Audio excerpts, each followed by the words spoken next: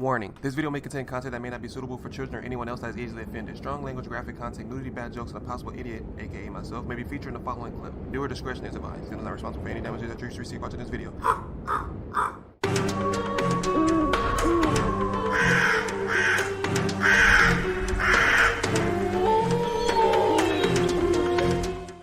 Hey, what's up, y'all? It's Zems, same day, different video, and it's Mr. Ballin's top 3 places you can't go, but people went anyways, part 15. So if you guys haven't already, be sure you swoop down the description box, click on that link, go watch the videos in entirety, while we pausing and stopping and talking through the whole thing. Thank you guys so much for doing what you guys are doing, and the videos will keep coming. I keep telling you, I'm not gonna lie to you, baby. But we about to jump into it, man. If you already like my content, man, hit that like button, hit the subscribe button, support your boy. If you guys are new to the channel, my name is Zems, and welcome to the Crow's Nest. But for now, let's get it.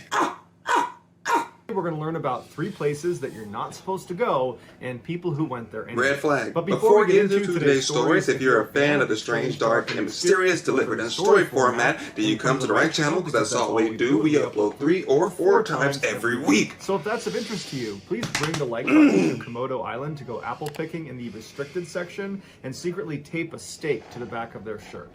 Also, please subscribe to our channel and turn on all notifications so you don't miss any of our weekly uploads. All right, let's get into today's stories. Mr. Ball Dance, if you're not doing the dance, you ain't doing it right. Let's go. If you're not hyped as I am, you're in the wrong place. Number 3, tuna can. In 2012, 62-year-old Jose Malena was living in Los Angeles. Ooh. He was the father of 6 children, and he'd been working at Bumblebee Foods for the Income past 5 tax years. stuff. One of Jose's responsibilities at the plant was loading the massive industrial oven that was 54 inches wide by 36 feet long with these huge pallets of tuna in can. The oven was designed to sterilize the actual can itself and process the tuna inside of them. At 4 a.m. on October 11th, Jose arrived at the Santa Fe Springs plant where he worked, and his supervisor immediately tasked him with loading a particular oven. So Jose left and got 12,000 pounds of tuna in cans, and he put them on this dolly and he wheeled it over to the oven. He walked over and opened up the oven door, and he looked inside and he saw there was a loose chain in the back. No. And so even though he knew he wasn't supposed to go inside of the oven for obvious reasons, he knew he could fix that chain in just a couple of minutes. And so he decided he would just go in there and get it done. A couple of hours later, a supervisor asked the other workers if they had seen Jose, and no one had. And so they searched the inside of the plant. He was nowhere to be seen. His workstation at that oven had been cleaned up. They called out to him on the intercom to come up to the office, but he didn't show up. They went outside and they found his car was still parked in the parking lot. When they went back inside, everybody was just stumped about where Jose could have gone. And so they searched the building one more time, and then finally one of the workers said, "The only place we haven't looked is inside the oven he was last seen loading." And so they turned off the oven, but they had to wait 30 minutes for it to cool down before it was safe to go inside. And when they finally opened up the door, they found Jose pressed up against the inside of the door trying to get out. He had been cooked alive. Earlier, when Jose had gone inside of the oven to fix that loose chain, he had left all 12,000 pounds of this tuna sitting on a pallet dolly right outside the entrance. Somebody of this pressed oven. it. And so another co-worker had been walking down the row of ovens, and the door to the oven swings out, and so it would have blocked his view to look inside of the oven. And this worker saw this huge pallet of tuna sitting right outside, ready to be pushed directly into the oven. And so he assumed Jose must have stepped away to go to the bathroom. And so thinking he was doing him a favor, he walked over and pushed the pallets right inside, shut and locked the door without ever seeing Jose.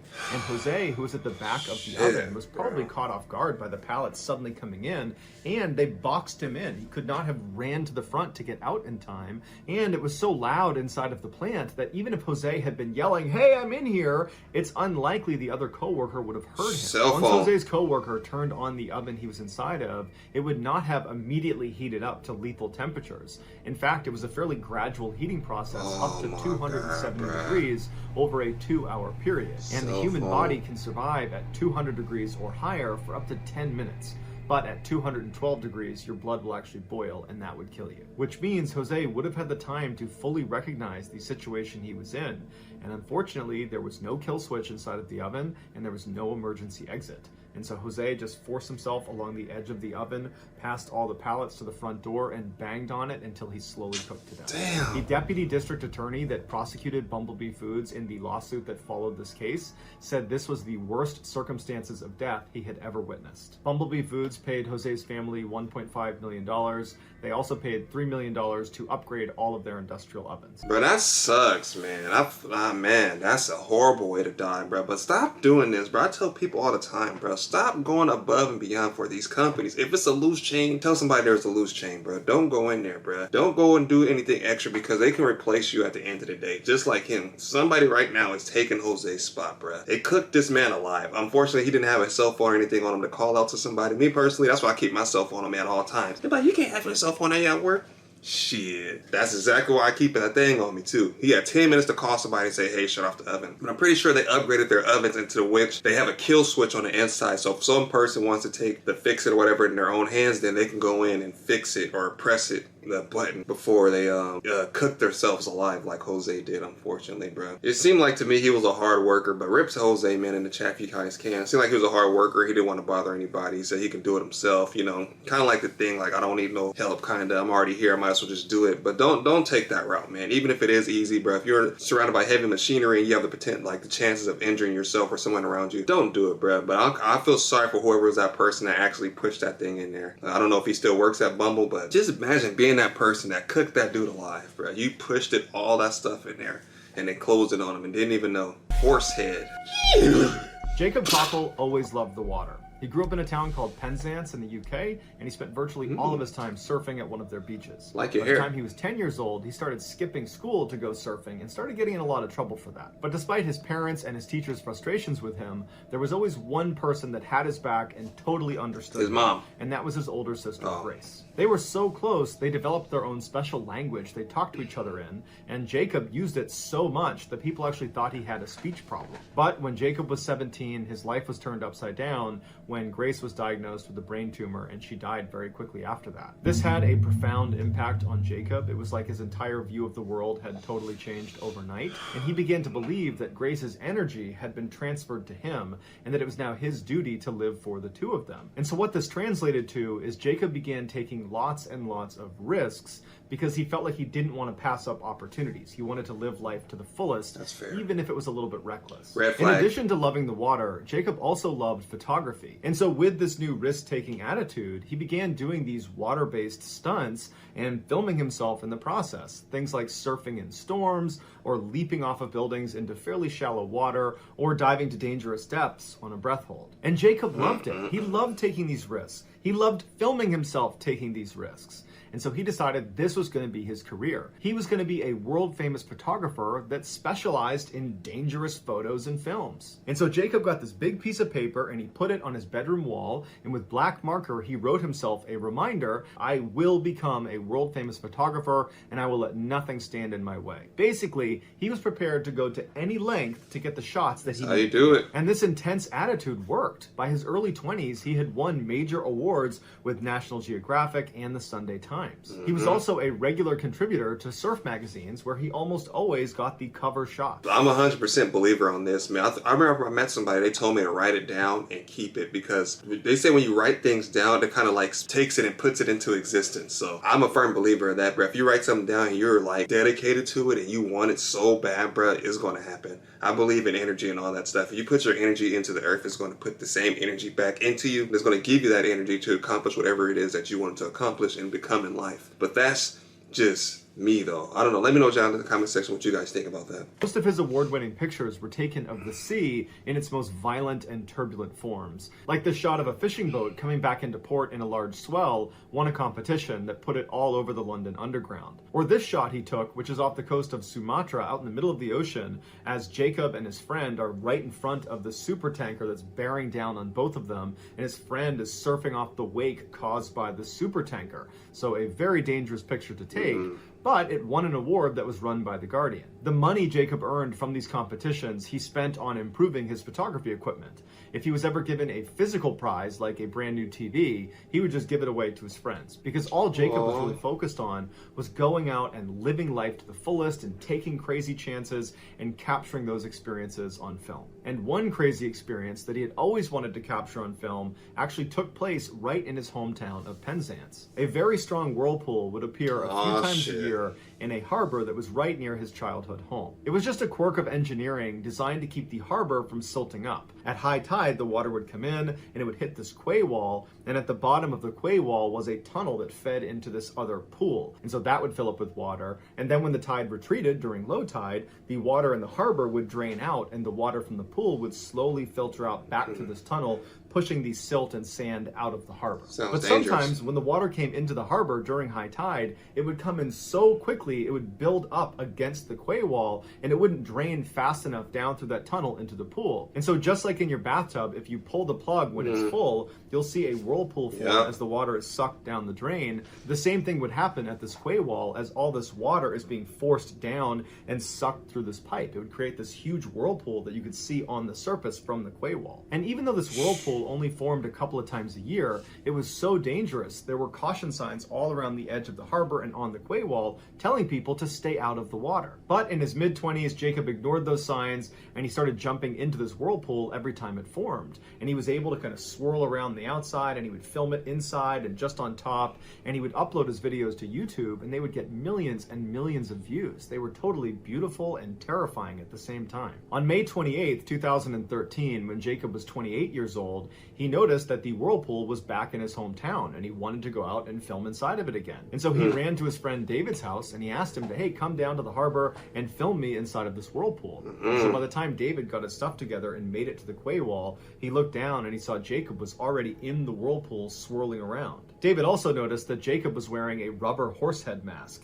and he told David the reason he was doing it is because it would be more eye-catching on YouTube. So David leaned over the wall and began filming Jacob as he swirled around this whirlpool in his horse mask making neighing sounds, and at some point Jacob stopped and he swam away from the whirlpool, but you could see the pull of the whirlpool was very strong because even with flippers on, Jacob really struggled to swim away from this whirlpool.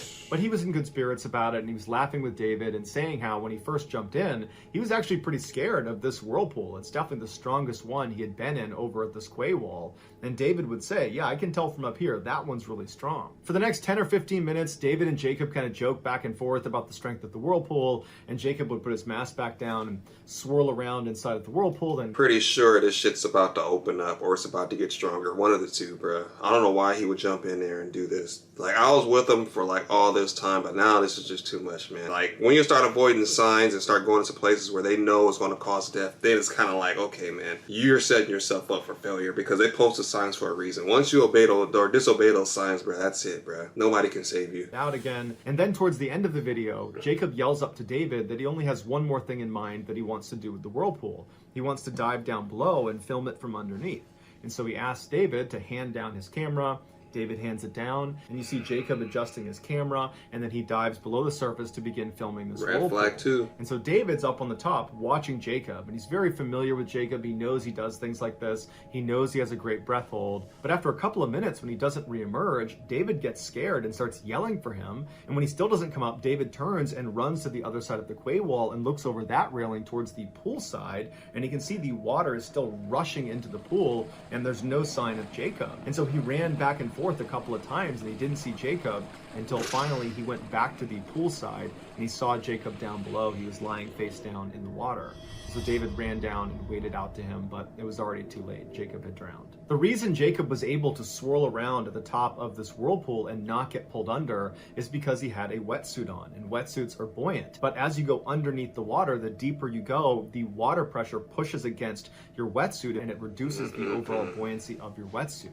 And so when Jacob dove down into this whirlpool, the pressure pushed against his suit, he lost his buoyancy, and then he got caught up in the current of this very strong whirlpool, and he was pulled slowly down to the bottom.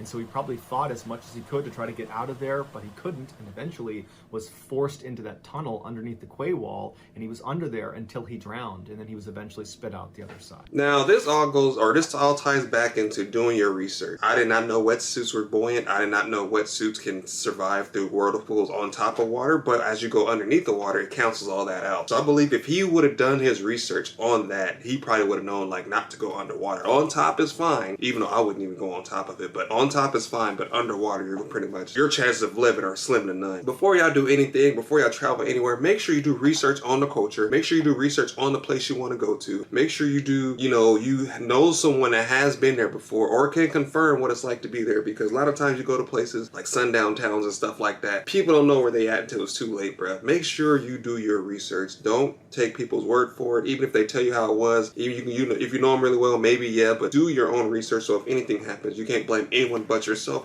for doing that task, for doing that, going to see that city or travel or wherever you may be. Just do your own research, man. You heard it here first from Zems, the Red Flag King, aka ask yourself, would Zems do it before I do it? That works every time. My hours are Monday through Friday, bruh. Message me if you want to get my opinion or advice. I'm here, Twitter, YouTube, whatever it may be, or Facebook. Let me know down in the comment section if you need my assistance or you need my advice. I would gladly let you know. In July of 1988, 18-year-old Adriana and her husband, Jay Dickinson, were living in Anchorage, Alaska, just 1 month after getting married in Nevada. Jay, who had lived in Alaska for several years before Adriana joined him, had taken up an interest in something called placer mining, which is basically mining riverbeds for minerals like gold. And as soon as Adriana moved in, she picked up the hobby as well. The area they mined for gold was south of Anchorage in Cook Inlet. Jay owned a gold claim there. Over the years, Jay had found it to be very cumbersome just getting to Cook Inlet. Even though it was just south of Anchorage, the roads forced him to drive all the way around the inlet before being allowed in. However, he had discovered a shortcut. During low tide in the inlet, one of the two northern waterways that fed into the inlet, called the Turnagain Arm, would be completely dried up and it would turn into this huge open mudflat. And so Jay could leave Anchorage, go south, leave the highway at the Turnagain Arm, and drive directly over and across the mudflats and reach his gold claim in half the time. On the evening of July 14th, the young couple decided that the next day they wanted to go gold mining. And so Jay checked the tides of the inlet to see what the status would be for the next day, and he was pleasantly surprised to see that very early the next morning there would be a low tide, perfect for them. And so the next day, the couple got up at sunrise, they hopped in their Jeep, and they started heading south. They left Anchorage, they hopped on the highway, and they went south all the way to the access point to Turnagain Arm, and they looked out in front of them, and sure enough, it's completely low tide, and it's ready for them to drive over. As they turned off the highway and drove down the small access road that brought them to the actual mudflats, they passed by a series of signs telling them not to go on the mudflats. Red flag one. But Jay had done this dozens of times without any incident, and Deanna, she'd done it only a couple of times, but both times it had been no big deal, so neither of them paid any attention to the cautionary signs. Soon they were rolling across the mudflats on their way to Jay's gold claim. Red flag two. But on their way, their Jeep suddenly got stuck in the mud. And Deanna, she hopped out, she went to the back of the Jeep and began pressing as Jay pushed down on the accelerator. The Jeep eventually lurched forward and was free of the mud, but Deanna was actually now stuck in the mud because as she pushed, she drove both of her legs down deep into this mud. She tried to pull herself out, she couldn't do it, and so Jay hopped out of the Jeep, walked around the mud, and got to his wife and began pulling on her. He couldn't get her out, but he told her he had a good idea. He went back to his Jeep and he got his dredge that he was going to use to try to look for gold, and he pushed it down into the mud and began sucking up the mud around one of her legs. And he figured if he just created enough of an air pocket by sucking out enough mud, she could pull that leg out, and then he could do the same thing with the other leg. And although it was a slow process, it was working, and slowly but surely they managed to get one of her legs out of the mud right as the 38-degree water began coming in because tide was starting to come in. Neither of them were panicking because the dredge was clearly working, and if they could just get her other foot out, it wouldn't matter that the water was starting to come in. They would be able to get back to land, back to the highway before they got caught in the high tide. And so he put the dredge down next to her other leg, and he began pulling the mud out, and it was working, but then the dredge broke, and he couldn't fix it. And Deanna's starting to panic, Jay's starting to panic. He puts the dredge back in the Jeep, he gets a shovel, and he runs back to his wife and begins frantically trying to dig her out, but he can barely move the mud. It's like it's cement. And that's actually the reason why there's so many signs around these mudflats telling people to not go on them. because there's a very small window of time between low tide and high tide where the ground goes from being solid and you can drive a car on it to being very soupy, and it's very easy to get stuck in it. But before the tide completely comes back in again, it re-hardens. And so if you're stuck in the mud and you don't get out again before it hardens again, you will remain stuck in the mud and 30 feet of water will come in on top of you. And so Deanna's trying to pull her leg out and she's panicking, and Jay is doing everything he can to try to get down there and get her foot out, but the ground's hardened at this point. Her leg is completely trapped inside of the mud and the water is starting to come in faster and faster and faster. Jay told her he had to run back to the highway to try to get some help. He couldn't take his Jeep. There was too much water that had come in. It's now up to their knees, and so their Jeep's worthless. And so Jay is running away from Adriana, who's screaming for help. She's trying to get her leg out. There's nothing he can do. And so he's running through the water. He gets up to the highway and he manages to flag down some motorists, and he pleads with them to please come out into the water and help me get my wife out. She's stuck in the mud. And they look out and she's flailing around and screaming, and the water is now up to her waist. And so two of these motorists actually run down into the water with Jay and risk their own lives to try to get Adriana out. Meanwhile, another motorist took off for a nearby cafe where he could alert authorities that someone is trapped and they need someone out there right now. Very quickly, the fire department and the state troopers arrived on scene, and they look out and they see the motorists and Jay trying to pull Adriana out, and the water has crept even higher up on her body. She's screaming, she's panicked, and Mike Opalka, who's one of these state troopers, he immediately ran over to the fire department and he got this big rubber tube and he charged into the water and ran out to Adriana and grabbed her and said, everything's going to be okay, we're going to get you out of here. And he gave her the tube and he says, you need to start breathing through this, the water's going to be over your head soon. And so Adriana, who's shaking because she's hypothermic and because she's terrified, she takes this tube and she's clutching it as the other rescue workers are running down with all their equipment to try to get her out. And then not that long after that, the tide had come in to the point where it was over her head, and all they could see of Adriana was this rubber tube she was keeping out of the water. But unfortunately, every attempt the rescue workers made failed, including getting a helicopter in and attaching a harness to Adriana and trying to pull her out that way.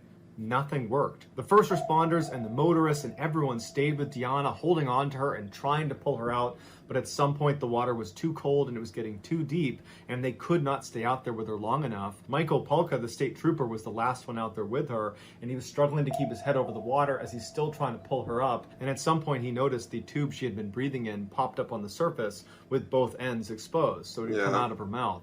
And so he fumbled with it, but his hand was so cold from the water he couldn't really grip it. He tried to reach down to give her the hose, but she was flailing and panicking, and she couldn't get the hose. She could not breathe through it, and at some point she went still. And Mike knew there was nothing he could do. She was gone, and so he let go of her, and being hypothermic himself, he barely was able to swim back to the shore and get out and go up onto the highway with the others.